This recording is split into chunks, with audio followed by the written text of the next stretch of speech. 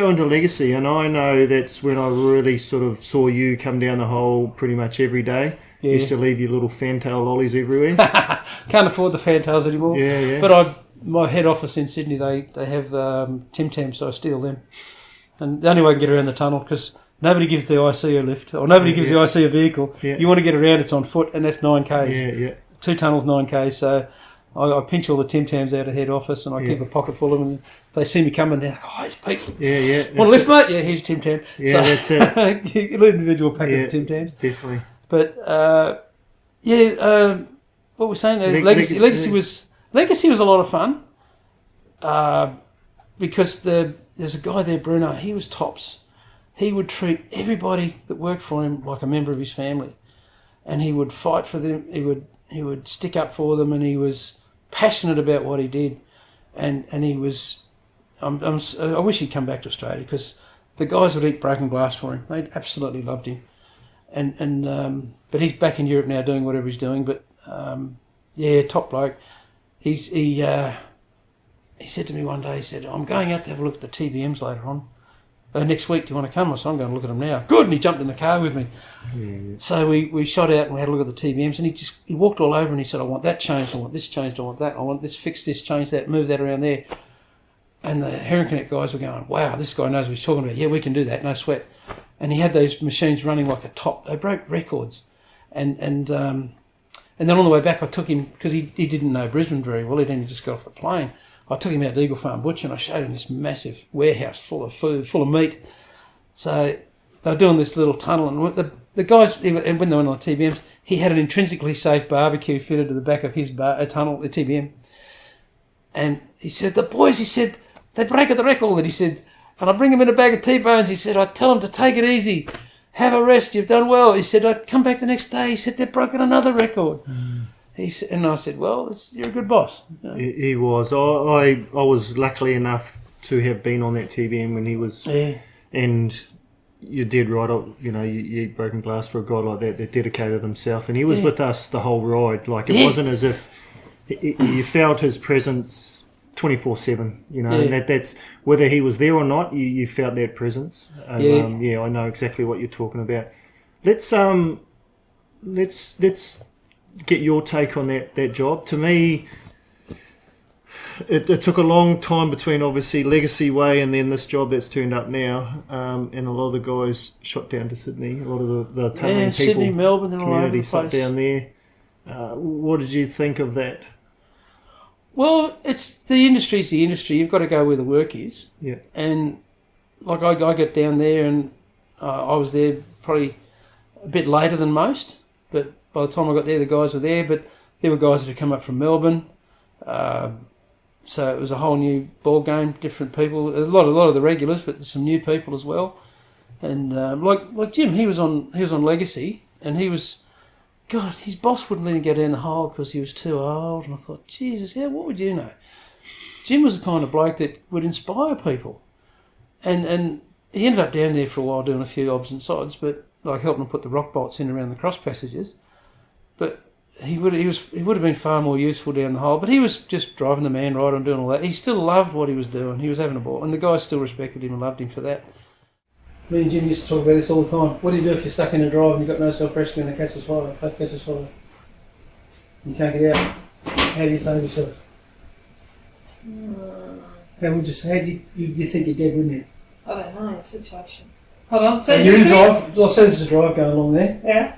And the ventilation's other side. The vehicle catches fire. Smoke's coming at you. Yeah. It's full of carbon monoxide. You haven't got a self-rescue nearby. Get low? That's one thing. Dig yourself in? Hop? No? No, there's one of the things people don't realise is there's always service pipes. Yeah. You go straight to the airline, you pull your shirt up over your head and button it up, pull your arm out of the sleeve, put the sleeve over the airline. That'll save you. If it doesn't save you, it'll go close. Okay. That's one thing Jim and I used to talk about, things like that, little tricks like that. Funny thing, the guys, one of his jobs was to keep the pumps going. And these guys were dropping their earplugs everywhere and they were lobbing into the bloody pump, clogging the pump up. Right, you blokes, and he got these little buckets I put everywhere. He said, "That's it, all your fucking earplugs go in there." And they did. They respected him for it. There was not one earplug went in the pump. They all went in those little buckets. And I think, what the fuck's all these buckets? And Jim said, I've told them. The earplugs are going in there, and that's where they're going. And they did.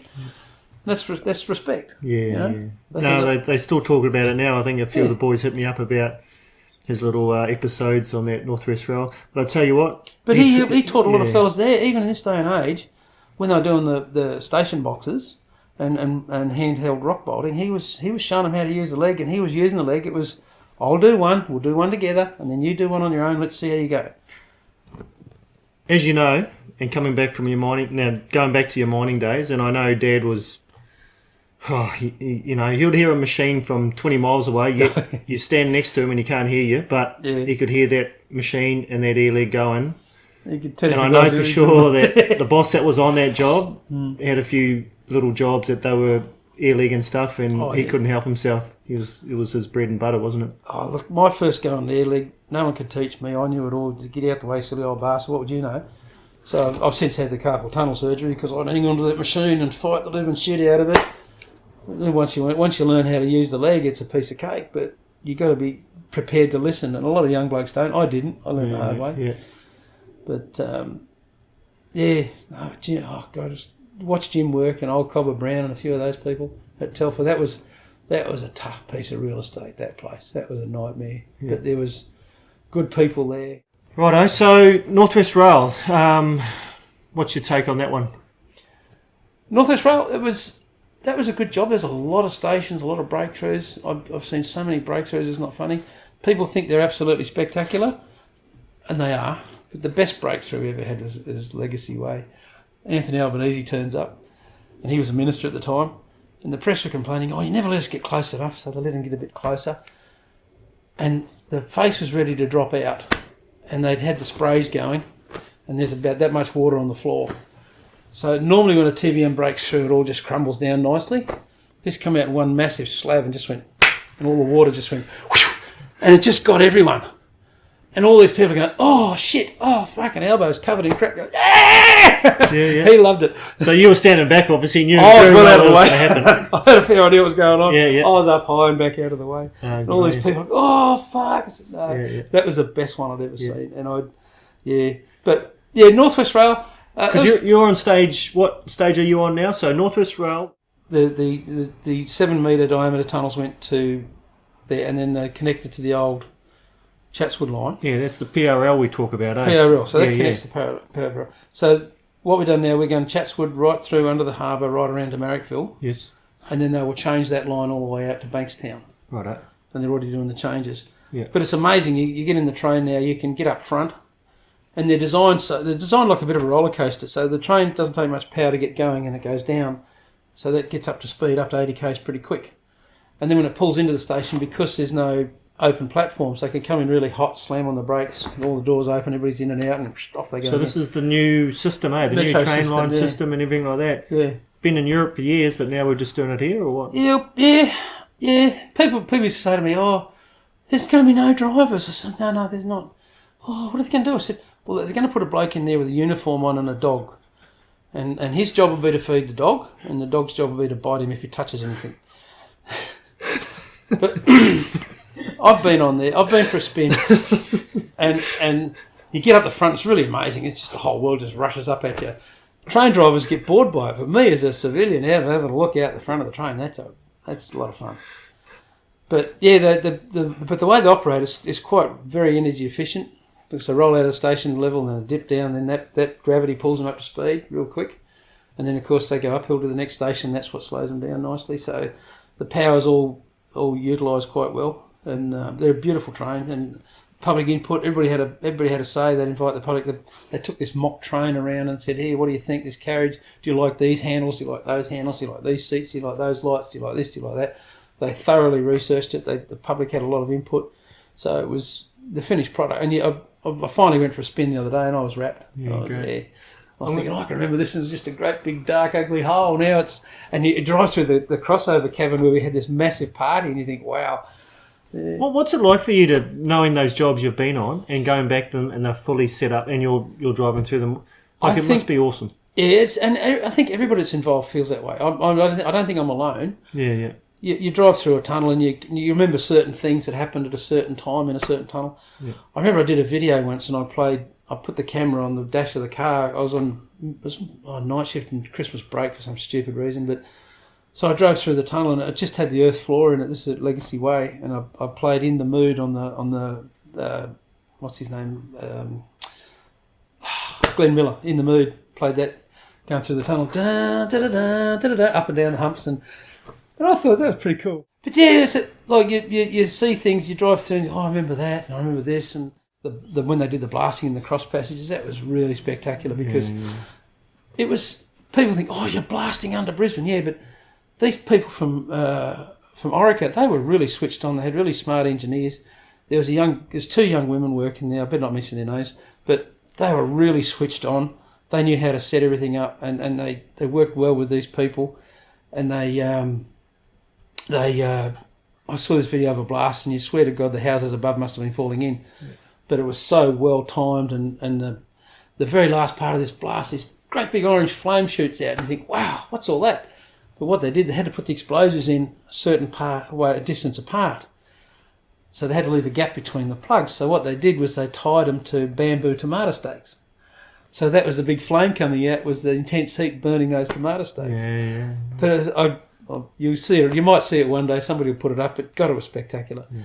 But there was no movement in the houses above. All the shock was in the tunnel. It was contained, and it was just amazing that, like you say, the technology and the people working. That's one of the good things about this industry. Everything changes every day. Yeah.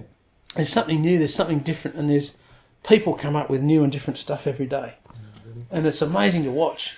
And yeah, you go through a tunnel. I'm sure there's any bloke that's been on the tunnel, you know, yourself, you drive through the tunnel and think, yeah, I was on that bit there. Definitely. And I see stuff that I think, yeah, somebody got that bit wrong, but we fixed it. Yeah. No, that's right. But, yeah. What's when you look back at what you've done in the tunnelling, because you've done quite a bit outside tunnelling as well, but let's just focus on the tunnelling. What's the most, something that you look back at and think, geez, that was amazing to have achieved that? What stands out for you to?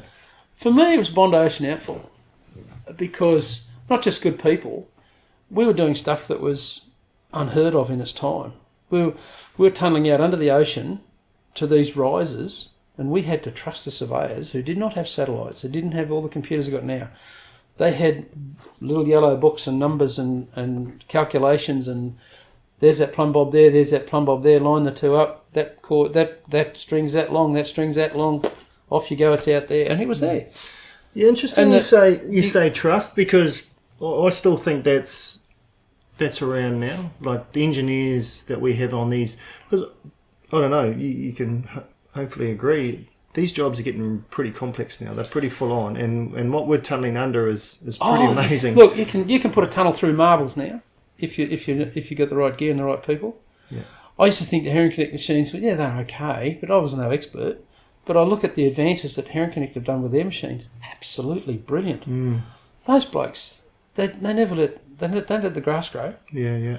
These machines at Northwest Rail, they're probably a little bit more harder to get around because they've got so much extra tech in them. But they're really good machines. And somebody said to me the other day, I said it's amazing how these blokes learnt so quickly to drive the machines. And somebody said, yeah, maybe it's amazing Herring Connect can make a machine than any old fuckwit could drive. Yeah. A bit like Apple, really, isn't it? Yeah, but the thing is, I mean, bottom line is you got good people that they're prepared to learn, and you got people making really good machinery nowadays. Like there's a little roadheader turned up down the hole the other day, and everybody thought, oh, Jesus, this is out of China. We're doing these big long cross passages. Imagine if they pulled up with an air leg then. People would look at it and think it's like a phone or something. I think there's a bit of air leg going on here and there, but not like the good old days. Yeah. Like Telfer, God, I can remember that. The air legging that went on there, they do the faces. I remember because me and my brother, we rocked up there, not together, but he was a year before me, and the old man was obviously a rise miner and all that sort of stuff. And I tell you what, when you got there, air legging was the gold. They were the kings. So they were like Cobber Brown, like you dogs, say, and Dad, and I could name quite a few people. and they were gods. And anyway, there was the odd jumbo operator too doing the declines. Yeah. And I know that when I rocked up there, the old man said, "Here's an ear leg to my brother." Yeah. And he said, "Go with Marlon and you go and Blue and go and Ima and them, and you go and learn to pull levers." And geez, I look back then, I think, geez, he must have looked at me and thought, "I'm a bit soft. You go over there." But I suppose it was the best thing for me. I didn't mind it. I remember at Bondi Ocean Outfall when I was doing the main decline. I was the only one operating that machine, and the boss, the foreman there, his son was working there, and his son, all his son's job was to do was when the loader came, I'd dump the dirt in the loader bucket, and he'd make sure nothing went wrong. And he was a smart young lad, but his father didn't want him touching the gear. No, don't. One day I was busting. I had to go. So I sumped in, and I said, "Mate, you've been watching me, haven't you?" He said, "Yeah." I said, "Jump in the seat. I got to go for a crack." So I took off, and I'm heading up. I'm busting, and there's the old man. "What are you doing?" I said, "It's all right. The young fella's got it under control." "No, he fucking hasn't." "Yes, he has. Just let him go." So I went up, and he didn't have to trim. By the time I got back, it was ready for final trim. And that kid turned out, he's in the UK now, he's a top boss, and he's having a ball, and he's loving it. Yeah, great. But his father was too scared to let him have a run, Yeah, I thought, nah, give the kid a break. And you got to trust people, you can't just do it all yourself. Yeah. Let's, is there anything that you want to say about tunneling now, please? Like, what's your take on it now? For if anyone's watching that is new to industry, is new to tunneling, can you give them... Okay, look, you might think that it's over-legislated with the safety. You might think there's too many swims and swires and stuff like that. But it's there to help you get through your day and get home to your family in one piece. And I know it's frustrating. I hear a lot of blokes say, "Oh, too much fucking safety." Well, maybe so, but as much as I love seeing the meters, I love seeing blokes going home to their families. And sometimes the safety and all the VOCs and all that might be frustrating, but it's there to make sure you're not going to hurt yourself. And it's there to make sure that you're going to go home to your families and your kids are going to be there to welcome you. And yeah, we've all been to funerals and we know what it's like. I mean, a friend of mine, Mick Old, he was my age, and he's one of these blokes, he would never let anybody take a risk, but, maybe he could, But he got killed, and it was really sad the way he got killed because he did nothing wrong. But the funerals, it's the hardest part, just to see the family suffering. Well, I remember you saying, I don't know if it was Dad's or a couple of other mates of ours, I won't mention names, but you said it's a shame, and I think you posted it actually, it was a shame that, we all get together at such a sad time, We have these, the only time the industry gets together, that's true, the only time the industry gets together is when somebody gets killed. Now we've got all these projects all over Sydney, and why don't they have a get-together one day, like a family day around Christmas, the Union Picnic Day, whatever, who cares? But each site gets together, every site, every project gets together in one venue and says, hey, let's get together, nobody's died, let's have fun, let's bring the kids, let's have tug of war, let's have a barbie, let's have a competition, let's air leg, whatever, and let's get together and celebrate our industry rather than commiserate when someone dies. Mm-hmm. That is one of the sad parts about our industry. We all know each other. We know that we all know a few blokes on this job, few blokes on that job. But rarely do we ever get together as a group and say, hey, And we are a family. It's a very small group. And the tunnelling people, like it or lump it, you can have your opinions. As far as I'm concerned, we're all a family. We all know each other. We know about each other. We all care about each other. When somebody gets hurt, the first thing you want to do, you want to know who it is. Mm. Not because you're curious, but you think, he might have a family. He might want the wife and kids might need a bit of help with something while he's getting through this, and just and it's we really need to get together other than when someone gets killed. Unfortunately, that's right. Right, mate. I want to talk about these fellas you brought in for me today, and I'm thanking you very much for that. So let's this bloke here was when I was at Gunpowder. We had a truck driver there named Harrison Necky. He's now died of cancer, poor bugger. He's a lovely fella. But he made these in his spare time. And he modelled this one on me. Somebody rang me up one day and they said, you've been immortalised. And I said, what are you talking about? He said, go on this website and have a look. And it was Buddha, the safety officer. And so I rang him up and I said, "Is that me?" He said, "Yeah." I said, "Have you got one that's a bit older and a bit greyer and a bit fatter?" He said, No. He said, "That's the one I based you on when you were that size." So that's basically me. There was a whole lot of them. There was jumbo operators. There was Cookie the service guy, and there's some brilliant ones he did. They're all brilliant. And I'm pleased to say that I have been immortalised. That's me, and I'm not bragging or anything, but I was quite chuffed when I found out. Yeah. And this one here, this little bloke, he's I made about 6 of these. I bought little garden gnomes from Aldi, and they don't have them out anymore, which is sad. One got stolen, and there's a few more around. I wanted to make a few more, but I haven't had a chance. But they were yellow without the stripes, and the hat was yellow, and I've repainted them, and the little cat lamp even works. So it's So when you say it got bit stolen, of a thing. when you said it got stolen, you obviously didn't bolt it down, because anything that's not bolted down usually gets going, isn't it? Well, you've got to give him on 3 anvils. You lose one, break one, take one home. Yeah. So, No. yeah. So anyway, I gave one to a friend, and he had it in his office, and then somebody decided they wanted it more than him. So Good on you. but that was a bit of a hobby thing. Yeah. But I was quite chuffed when I found out that was based on me. Yeah, brilliant. Righto, Pete. Well, like I said at the start, I thank you for your time. Thank you. I hope I've been a help to some people. I hope some people can go away from this and think, right, well, he's not there to ruin my day. He's there to try and get me home in one piece. Definitely. Well, you did that for me 26 years ago, and like I said, I'm still in the game. I actually, took a lot away from that visit, and I still remember it. So you've done that for a lot of people. I'm sure you have. And Telford, that was a real baptism of fire, because that place was hard work. Yeah. But I went away from that with a real sense of achievement. Yeah. And I like to think I give a bit extra. Some days I don't. Some days the oxygen's just gone out of it, and I couldn't care less. But most of the time, I like to think I'm in there having a go. Mm. Well, I sort of look back at that Telford days for me, especially being a young kid, and like I'm probably very lucky, because I had some good mates and some good mentors there that looked really? after me. Yeah. But I remember coming home to Madonga crying, because a jumbo operator throwing a steel at me because I brought the wrong one, and throwing his picks at me. But I think the trouble is, the jumbo operators didn't. Some of those jumbo operators, they forgot that they were once nippers too. Oh yeah, I think it was just I could understand it now, knowing production was production, and meters were meters, and back then it was contract. So that Telfer, we ran that on a very tight budget. The client was tough, and we had if they said, "Can we have a bloke for a quarter of an hour?" we'd say, "Take a ute with you, so we can charge them for the ute." Yeah, right. And it was all day rates and stuff like that, because they kept us. We were on a really shoestring budget, and everything was. It was a tough job in a lot of respects. Yeah.